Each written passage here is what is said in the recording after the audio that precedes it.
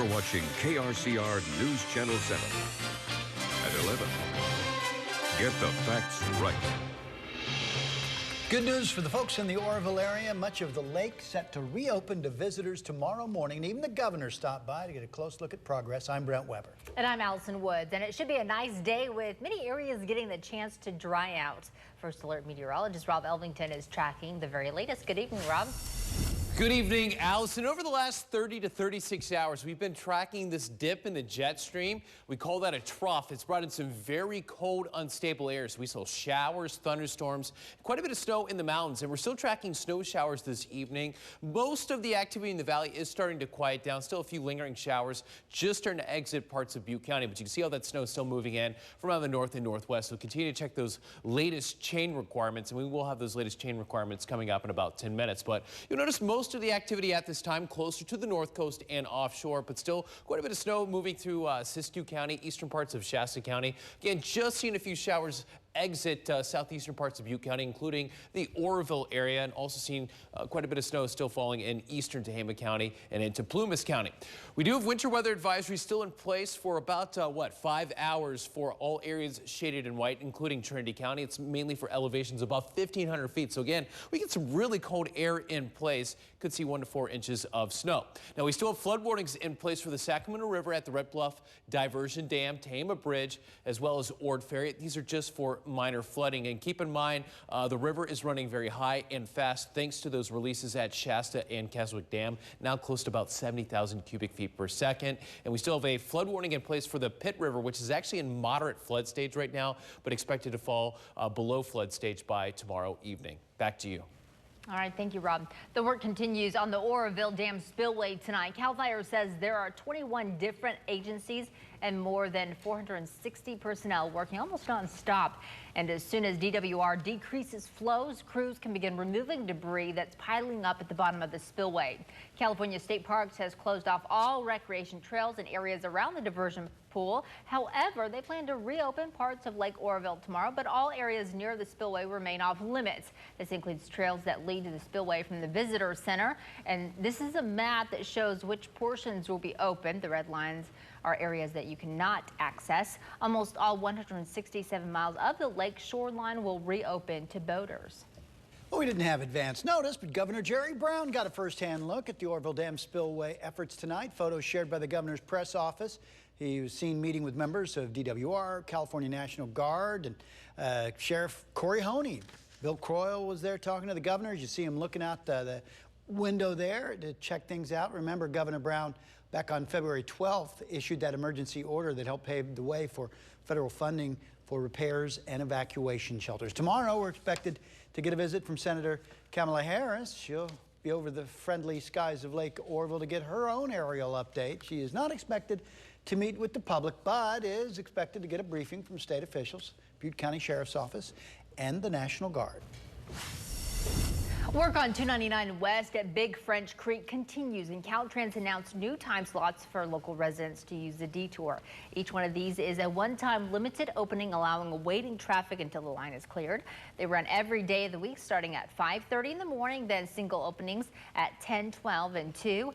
An opening picks up in the afternoon at 4:30, but expect an hour delay if you're passing through the construction zone overnight. Caltrans says these times can change depending on the weather. Red Bluff police asking for help finding a missing teenager. This is 16-year-old Bailey Dean Smith. She was reported as a runaway yesterday. Still believed to be missing tonight. She's 5'5", weighs 135 pounds, brown hair and hazel eyes. If you have any information about Bailey's whereabouts, you're asked to call Red Bluff Police. A candlelight vigil planned for tomorrow for a woman found dead inside a home in Alturas. Police are investigating her death as a homicide. 59-year-old Pamela Sue Johnson was reported missing yesterday by her co-workers when she didn't show up at work at the Department of Health Services. The department issued a statement today about Johnson, saying she was a kind-hearted person and a skilled professional. They said she had a passion for helping others and was a gifted artist. They're planning to hold the vigil tomorrow evening at 5:30 on the steps of the Modoc County Courthouse. Well, investigators were led to 59-year-old Robert Allen Vogie about 8 o'clock last night. He was seen going into his home, and within minutes, the house was on fire. After the fire was put out, Johnson was found dead in a bedroom. Vogie was found unconscious and locked in a bedroom closet. We talked with a man today who said Vogie frequently came into his store.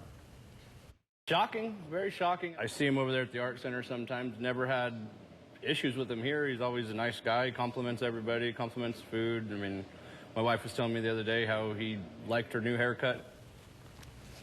Vogie was taken to Modoc Medical Center and then to a hospital out of the area. Alturas police have not said if he'll be charged for Johnson's death. Well, information just into our newsroom. We've learned details of a California Highway Patrol officer of Sacramento who died after crashing his motorcycle on the job. Officer Lucas Chalu was in pursuit of a motorcycle near Highway 99 in South Sacramento when he lost control of his motorcycle, suffered major injuries. He was taken to UC Davis Medical Center tonight, where he later died.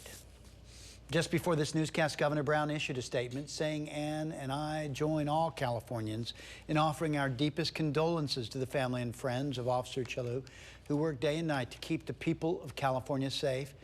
His great courage and sacrifice will never be forgotten. Officer Chalu was 31 years old, had served the CHP for 8 years. Hundreds of people have been protesting in Anaheim, clogging streets and surrounding cars in a demonstration against an off-duty officer's confrontation with a teen the day before. Now, this is a live look at the protesters gathered in the streets tonight in the neighborhood where the off-duty Los Angeles officer was recorded on video in the confrontation. The incident stemmed from ongoing issues with youths walking across the officer's lawn. A confrontation ensued, and the officer apparently tried to detain a 13-year-old. There was pushing, shouting, and struggling in the confrontation, and at one point the officer discharged his gun but did not hit anyone. Though there were no serious injuries in the confrontation, the video quickly went viral as outrage grew over the officer's treatment of the youth. Americans across the country are showing up at town halls trying to get their representatives and senators to answer questions about the president and his administration, and in many cases to remind their lawmakers who's boss.